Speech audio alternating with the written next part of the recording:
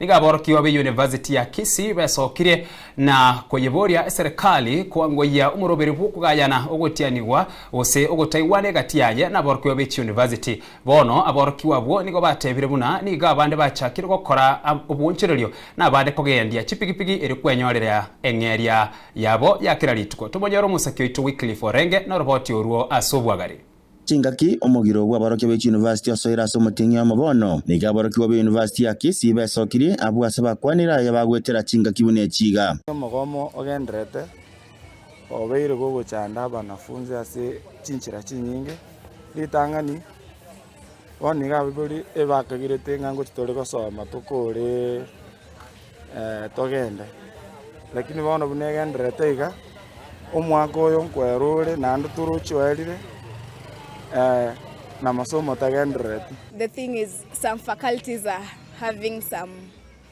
lecturers teaching them, some are not. So you see, we are divided as a university. It's affecting us kind of because we are really spending the money we could have spent while learning, yet there is a higher chance that the semester might continue next year, which will affect the budgets and our mental health also. Nonya nabo niga Bw'Abaorokia bwo bayamachire serikali asogotabeke mirobere ya bene yokogayane mochandoreo asegatie serikali amo na Bw'Abaorokia be University inse kiombe kya wasu eriko ikera okoigwana. Government should sit down with WASU and try to solve is that the government should put its priorities right.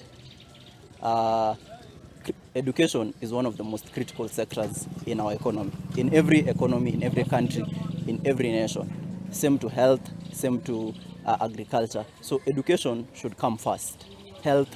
and such. But we see other priorities, money being channeled to other events in the country, yet our lecturers are clearly on strike. For as much as we are having strike and there's this unrest and disruption in our studies, there should be also policies that make sure there's a match of what we get here in campus with the job market. And a solution to that, like I said, is that the government should intervene. Seriously, we are not just saying intervene, pay the lecturers. Sometimes it's not about the money. Bono Omogiro yonigo obairira Bw'Abaorokia bange gotigara bachandegete ekiagera kibesa kiri abaibali bako nigo chiairire pi abo ase bakobetererwa gweso ya asemeremo ao buna obonchoreria no bagende wechi boda elinde benyorire gento bakori abanafunzi abange boniga kolengana ngambali school abange baswire bakore ebiashara bya boda wese gweta school ensemo igara unabokora abande bakore ebiashara no koni chinyanya ande bachagira koni amagina gweteranga ubugima bakongete tokogendera kobera isiko busaigo naso menyete nuga niti endagira nuga nitwa kanerent igo abanafunzi babera affected mono unaboniga abande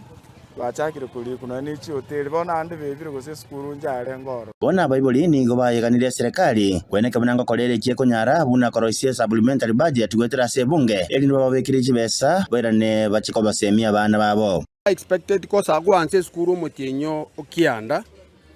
bona no mutinyo 10 oyo kuchikwera twatigeire metienye ebere SMS bwende ko twali metienyene bono serikali terakora budget